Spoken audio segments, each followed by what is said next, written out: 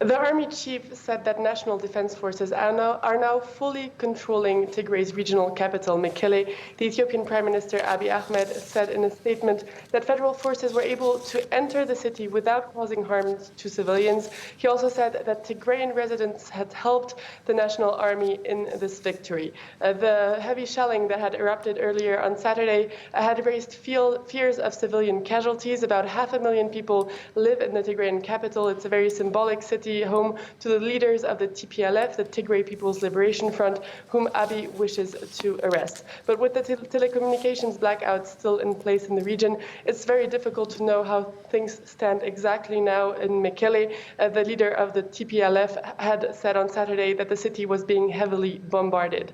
The conflict in Tigray had been going on for over 3 weeks now, and this attack is the final offensive of the government in the Tigray region.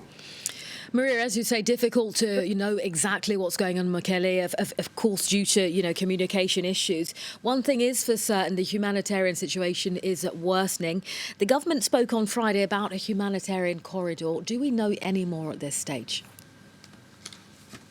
Well, the humanitarian crisis is worsening both in Sudan and within the Tigray region. In Sudan, about 43,000 Ethiopians have already arrived since the conflict began. After a visit in the area, the UN High Commissioner for Refugees said that the country needed $150 million to properly cope with the daily arrival of thousands of refugees. Civilians in Tigray are also really in need of help. The government announced that it has already started distributing food and other supplies in areas under the control of the National Army, and that it will establish a humanitarian access route under the supervision of the Ministry of Peace and in cooperation with UN agencies. But so far, there's been no exact timeline for the establishment of this access route, and humanitarian organizations are still not able to access the Tigray region, where about 1 million people have already been internally displaced and where there's an urgent need for food, medicine, fuel, and other supplies.